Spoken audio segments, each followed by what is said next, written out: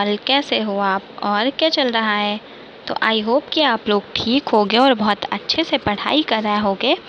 आज का जो हमारा टॉपिक है वो है पार्ट्स ऑफ बोन या फिर structure of long bone.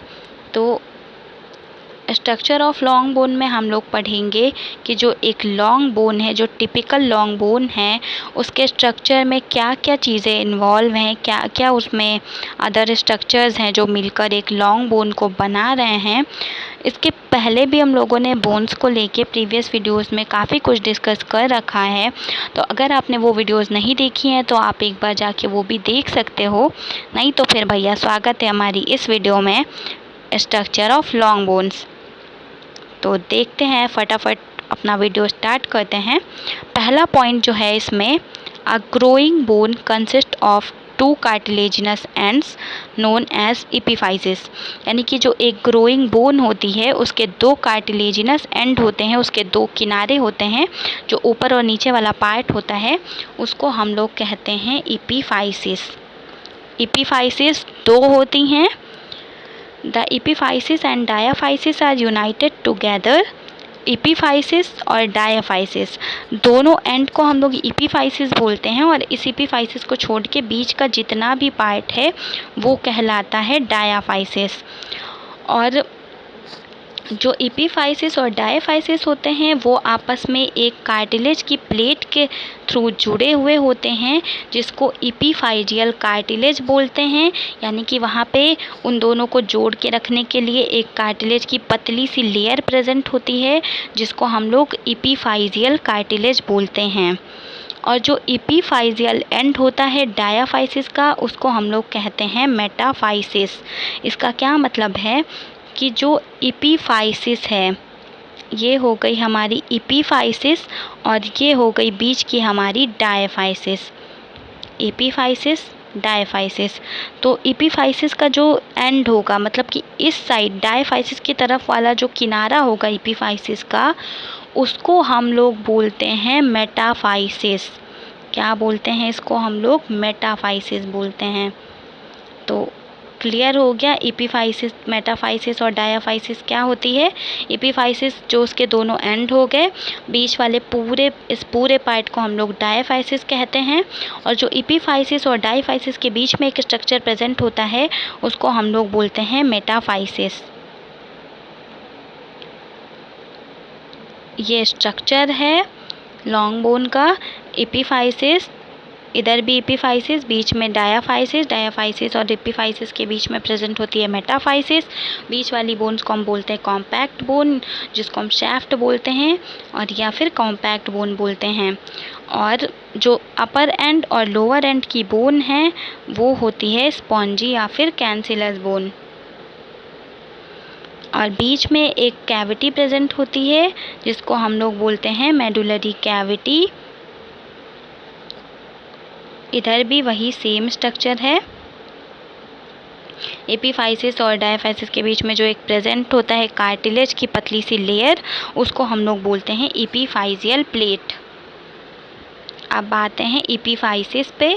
Epiphysis क्या होता है? The end tips of bones, यानी कि बोन का जो ऊपर और नीचे वाला पार्ट है उसको हम लोग बोलते हैं एपीफाइसिस,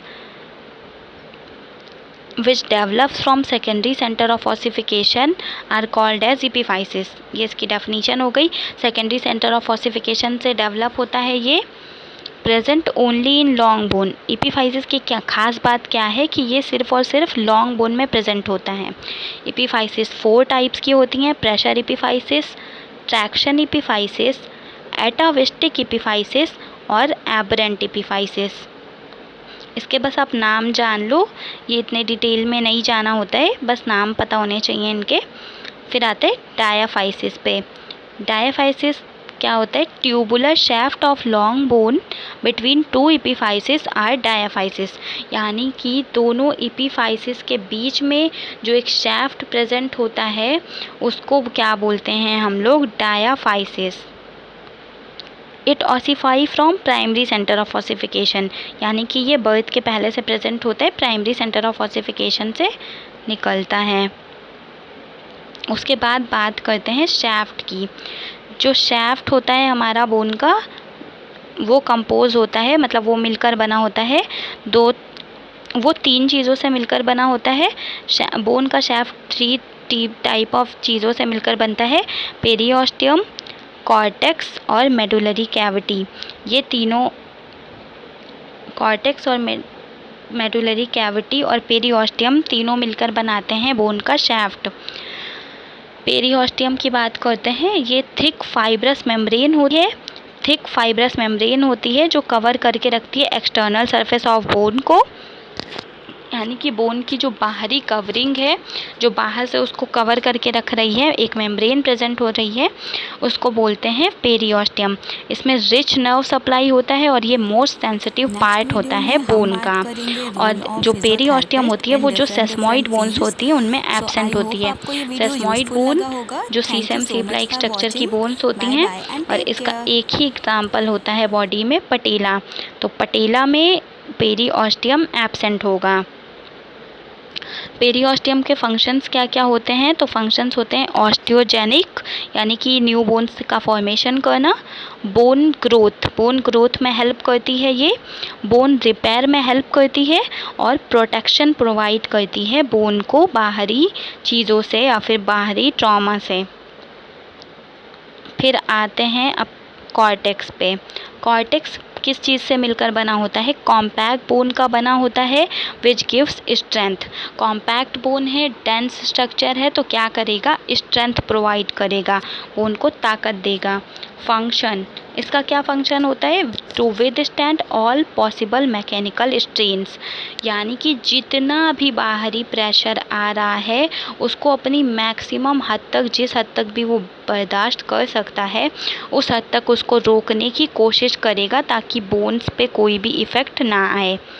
नेक्स्ट है हमारा medullary cavity. Medullary cavity shaft के अंदर प्रेजेंट होती है, लाइंड बाय एंडोऑस्टियम। एंडोऑस्टियम की कवरिंग से प्रोटेक्ट रहती है ये। इसकी बाहरी कवरिंग की, जो बोन्स की जो बाहरी कवरिंग थी उसको पेरिओस्टियम बोलते थे, और जो मेडुलरी कैविटी की कवरिंग होती है उसको हम लोग बोलते हैं एंडोऑस्टियम। मेडुलरी कैविटी में क्या होता है? रेड या फिर येलो बोन मैरो फिल होता है, यानी कि मेडुलरी कैविटी बहुत इंपॉर्टेंट स्ट्रक्चर है क्योंकि यहाँ पे रेड बोन मैरो मिलता है और येलो बोन मैरो भी साथ ही साथ प्रेजेंट होता है। तो ये एक रफ सा डायग्राम या फिर रफ सा स्ट्रक्चर बना हुआ है बोन का। तो इसमें आप देखो आर्टिकुलर कार्टिलेज प्रेजेंट है, फिर यहाँ पे ऊपर अपर एंड पे कैंसिलस बोन है, फिर फाइब्रस कैप्सूल प्रेजेंट है। बाहर वाली लेयर को हम लोग बोलते हैं पेरिओस्टियम, अंदर वाली जो लेयर होती है उसको बोलते हैं एंडोऑस्टियम। बीच में मेडुलरी कैविटी प्रेजेंट है, और साथ में क्या प्रेजेंट है यहाँ पे? कॉर्टेक्स या फिर कॉम्पैक्ट बोन जो मिलके शाफ्ट बना रही है। तो आई होप कि आपको ये स्ट्रक्चर क्लियर हो गया होगा। आज की वीडियो में बस इतना ही, मिलते हैं अपनी नेक्स्ट वीडियो में। तब तक के लिए thank you so much for watching, take care, bye bye. बहुत अच्छे से पढ़ाई करिए आप लोग। सो आई होप कि आपको आज का वीडियो अच्छा लगा होगा। आई विल ट्राई कि मैं ऐसे और भी वीडियोस अपडेट करूं और आप लोगों की ऐसे ही हेल्प कर सकूं। Thank you so much for watching, bye bye and take care.